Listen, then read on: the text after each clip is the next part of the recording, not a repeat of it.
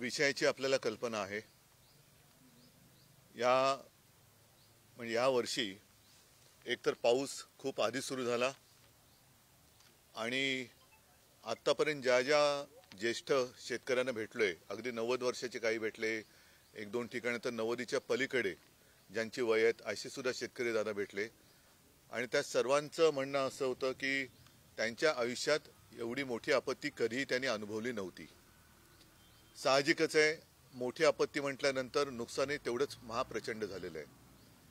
तसं पाहिलं तर मराठवाडा हा साधारणतः आपण अवर्षणग्रस्त भागामध्ये धरतो। यावेळेला आकृत झालं, पाणी एवढ्या प्रचंड प्रमाणावरती आलं की अनेक ठिकाणी बांधारे वाहून गेले, शेत जमिनी वाहून गेल्या, इलेक्ट्रिक पोल बिल म्हणजे जमीन खरडून गेली, सगळं आयुष्य वाहून गेलं। अशा संकटात शेतकरी सापडलाय। एक तर शेतकरी अहोरात्र मेहनत करून जे काही पिकवतो त्याला योग्य भाव मिळत नाही, हमी भाव मिळत नाही। सरकार हमी भाव जाहीर करतं आणि खरेदी केंद्र फार उशिरा सुरू करतं, त्याच्यामुळे शेतकऱ्याला त्याच्या एका काय शब्द नेमका वापरायचा, कारण घर चालवावं लागतं, म्हणून मिळेल त्या भावामध्ये व्यापाऱ्यांना त्याचं पीक विकावं लागतं। मग कापूस असेल, सोयाबीन असेल, काही असेल, आणि त्याच्यानंतर मग खरेदी केंद्र सुरू होतात।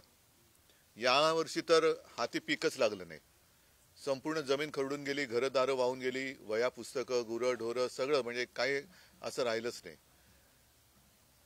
मला असं वाटलं होतं की हे सरकार, ज्या सरकारने निवडणूक प्रचारामध्ये जाहीर केलं होतं, देवेंद्र फडणवीसांची क्लिप मी काल परवाकडे ऐकवली की हे सरकार आल्यानंतर 7/12 कोरा करणार, आत्ताच ती वेळ आहे 7/12 कोरा करण्याची। पण आता दिसते ते वेगळंच काहीतरी आहे, ते मुहूर्त शोधत बसलेत। आता मधल्या काळामध्ये एक आंदोलन उभं झालं का केलं होतं देव जाणे, पण त्यांना आता जूनचा मुहूर्त दिलाय। आपण येता जाताना आता बघाल तर शेतकरी बिचारे असहाय्यपणाने त्यांच्या परत पुढच्या रब्बीच्या पिकाच्या हंगामाच्या कामाला लागलेले आहेत। मग आत्ता पंचनामे अजून झालेले नाहीत। आत्ता पंचनामे करायला जर का पथक गेलं, केंद्राचं पथक आलं कधी, गेलं कधी, कोणालाच कळलं नाही, तर काय रिपोर्ट देणार? कारण आता येताना आपण वळण इकडे घेण्याच्या आधीच बघितलं की शेतकरी त्याचं काम करतोय। मग आपण जर का पथक म्हणून गेलो तर काय बघणार? नाही, सगळं व्यवस्थित आहे, शेतकरी कामाला लागले, नुकसान भरपाई मिळणार कशी?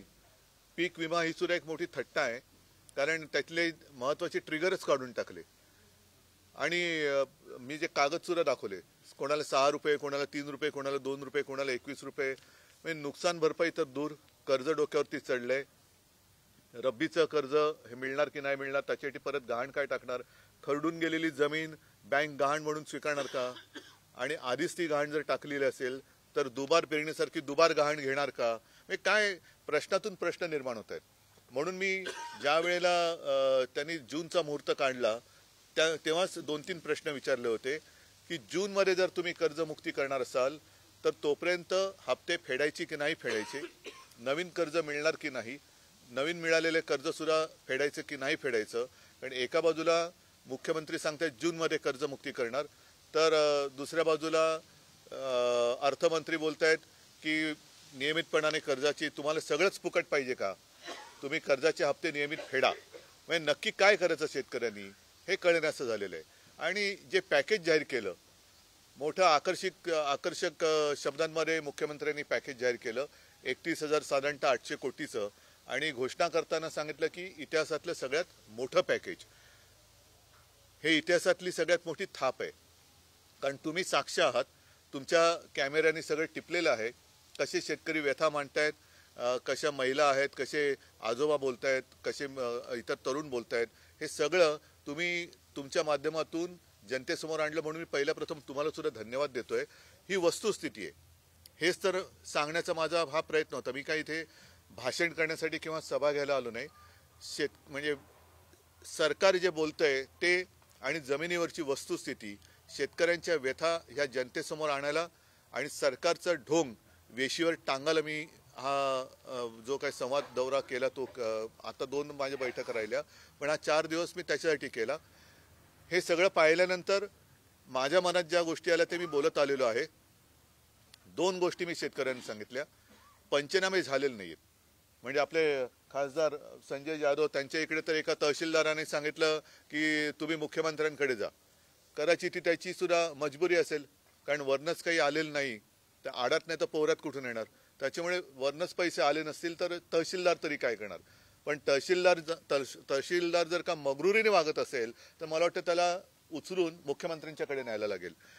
मुख्यमंत्र्यांनी सुद्धा याच्यात लक्ष घातलं पाहिजे की तुम्ही जो काय आम आणलाय, जे काय सोंग आणलंय, हे किती बोगस आहे, हे सरकार कसं दगाबाज आहे, ह्या सरकारचं पॅकेज हे कसं नुसतं बकवास आहे, हे या दौऱ्यातनं जनतेसमोर मी आणण्याचा प्रयत्न केलेला आहे. आणि त्याच्यासाठी मी 2 कार्यक्रम सांगितले की आता जनता म्हणजे शेतकरी ह्या दगाबाज सरकारचा पंचनामा करेल. म्हणजे काय करेल की हे शेतकऱ्याची जी मागणी आहे की कर्जमुक्ती तिथं झाली पाहिजे, 50,000 रुपये प्रति हेक्टरी त्याला मिळाले पाहिजे, ती शेतकऱ्याची मागणी ती त्याला मिळाले पाहिजेत. पण त्या पलीकडे किंवा ते जरा बाजूला ठेवलं तरी देखील सरकारने जी काही घोषणा केलेली आहे त्याचं वास्तव म्हणजे हे जे काही तहसीलदार आहेत, ज्यांनी पंचनामे किंवा कोणी असतील ते आपला पंचनामा करण्याची ज्यांच्यावरती जबाबदारी असेल गाव खेडोपाडी, त्यांनी पंचनामे केलेत की नाही, पंचनामे केले असतील तर पंचनामे करून रिपोर्टवर पाठवले की नाही, रिपोर्ट पाठवला असेल तर त्यांच्या सर्कलमध्ये किती शेतकऱ्यांना किती नुकसान भरपाई मिळण्याची आवश्यकता आहे आणि ती मिळालेली आहे की नाही, हा पंचनामा आता शिवसैनिकांच्या सोबतीने जनता करेल. आणि दुसरी गोष्ट अशी की निवडणूक आल्यानंतर फसवी आश्वासनं दिली जातात, थापा मारल्या जातात. मग ते लाडक्या बहिणीचं असेल किंवा मी कर्जमुक्ती म्हणतो, ते कर्जमाफी म्हणतात, कर्जमाफीचं असेल. पण निवडणूक झाल्यानंतर आता तुम्ही बघितलं की नुकसान भरपाईसाठी ज्याच्या नावावरती जमीन आहे त्यांना अगदी महिला असतील तरी मैलोनमैल प्रवास करून अंगठे द्यायला KYC करायला तिकडे यावं लागतं, अनेकदा सर्व्हर डाऊन म्हणून परत जावं लागतं. तर हे सगळ्या गोष्टी बघितल्यानंतर जसं नरेंद्र मोदीजी आपले पंतप्रधान यांनी नोटबंदी केली होती, तसं मी शेतकऱ्यांना आवाहन म्हणजे विनंती केलेली की तुम्ही तुमच्यातले जातपात धर्म सगळे बाजूला ठेवून शेतकरी म्हणून एक व्हा. आणि जोपर्यंत तुम्हाला मदत मिळत नाही, जोपर्यंत तुमची कर्जमुक्ती होत नाही, विम्याचे पैसे मिळत नाही, हेक्टरी 50,000 रुपये मिळत नाही, वाहून गेलेले शेतीसाठी माती मिळत नाही, बी बियाणं मिळत नाही, तोपर्यंत तुम्ही महायुतीला म्हणजे भाजप प्रणित आणि त्यांच्या कुबड्या भाजप आणि त्यांच्या कुबड्यांना वोटबंदी म्हणजे मतबंदी करा. तरच हे सरकार वटणीवर येईल.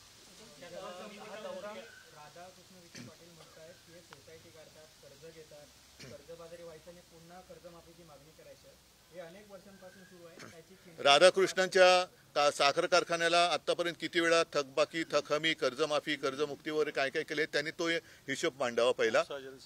उपसा जलसिंचन मध्ये त्यांचे सुद्धा घोटाळे हे जगजाहीर आहेत, त्याच्यामुळे त्यांना तर बोलण्याचा काय अधिकारच नाही.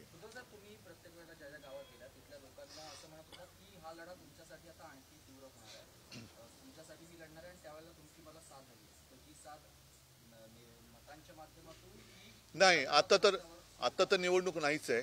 तुमच्या लक्षात असेल की मी मुख्यमंत्री झाल्यानंतर कोणती निवडणूक नव्हती तरी कर्जमुक्ती केली होती, कोणती निवडणूक नव्हती तरी शिवभोजन योजना सुरू केली होती, आणखीन म्हणजे आपत्तीमध्ये मदत सुद्धा केली होती. कोणत्याही निवडणुका नव्हत्या ना, मी कोणती परदेशी समिती नेमली ना, कसला अभ्यास केला, पण एक माझी भावना किंवा माणुसकी म्हणून मी कर्जमुक्ती केली होती.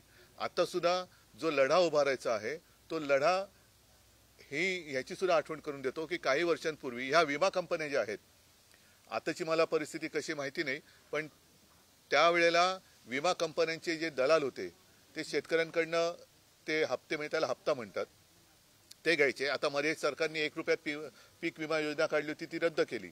आता परत परिस्थिती काय मला कल्पना नाही, पण तेव्हा यांचे एजंट हे गावोगावी फिरायचे आणि नुकसान भरपाईच्या वेळेला गायब व्हायचे आणि शेतकरी ऑफिसमध्ये जाऊ शकत नाही, कारण कोणत्या कंपनीचं कोणत्या शहरात ऑफिस आहे हे शेतकऱ्याला माहीत नव्हतं.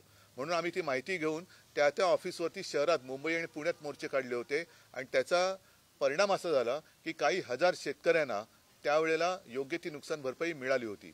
तर हेही आंदोलन सुरू होईल. आम्हाला जे करण्यासारखं आहे ते आम्ही सगळं करू.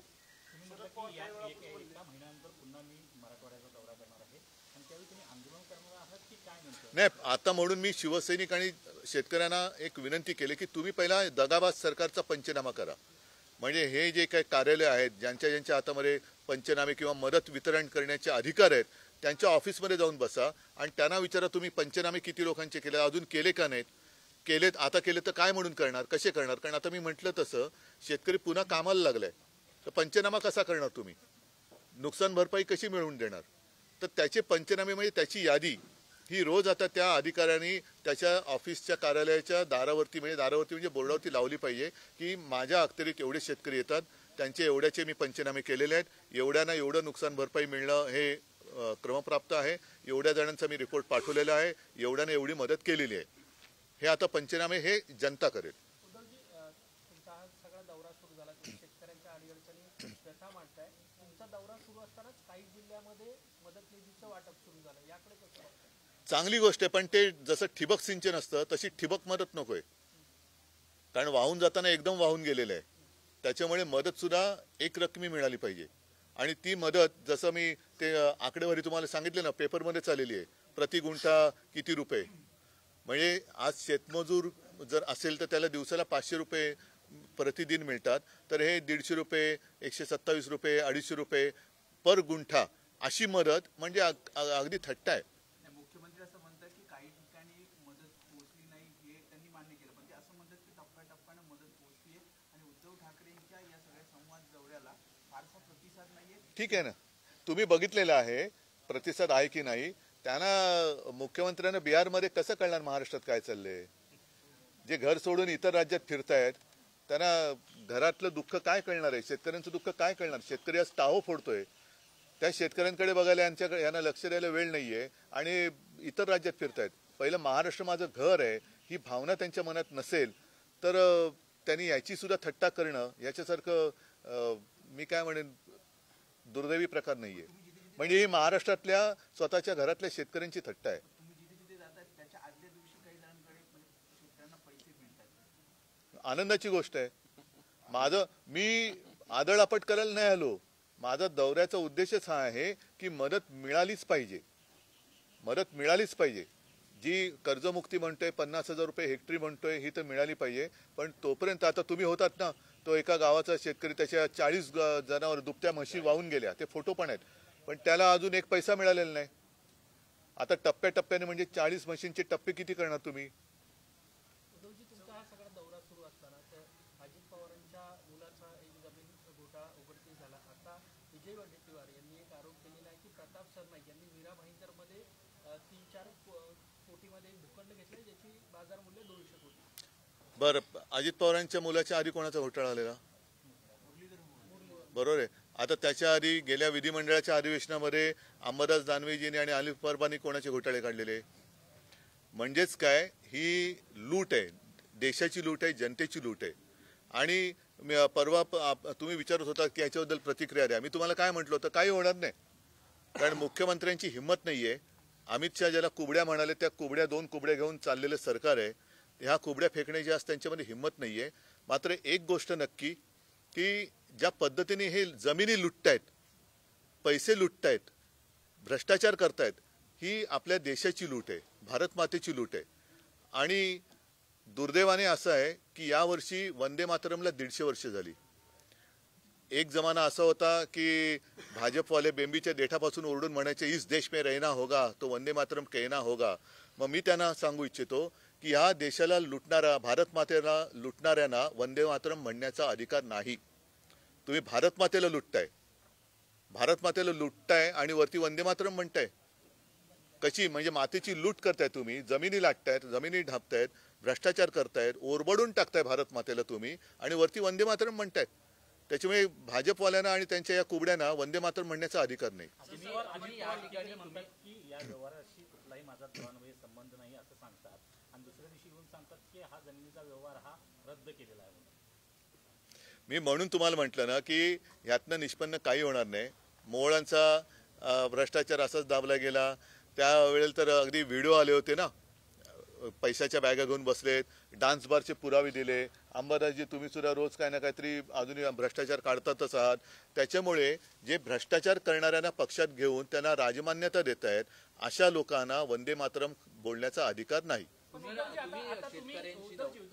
असा होता की सगळ्या मंत्र्यांचे, सत्ताधाऱ्यांचे घोटाळे इतके उघड होतात, आता विरोधी पक्ष म्हणून तुम्ही टीका टिप्पणी करताय, पण पुढे काय काय भूमिका असणार आहे? पुढे काय म्हणजे शेवटी लढत राहावं लागेल ना. जर का तुम्ही जसं भाजप करते की भ्रष्टाचारांना अभय देते, म्हणजे भ्रष्टाचारी जनता पार्टी असं त्याचं रूप झालंय. असे सगळेच जर का त्यांच्या भ्रष्टाचारासमोर मान तुकवायला लागले तर कसं चालणार? आज शेतकऱ्यांना मला काय गरज पडले फिरायची, पण शेतकऱ्याचा आवाज कोणीतरी उठवला पाहिजे. शेतकरी मगाशी तुम्ही आता येताना बघितलं ना, ती एक ताई तिच्या डोळ्यात पाणी होतं की मुलांच्या शिक्षणाचं आम्ही कशी फी भरू. मग मुलींना शिक्षण माफ अशी जाहीर केले, पण ते म्हणते माझ्या मुलीला फी भरायला लागते.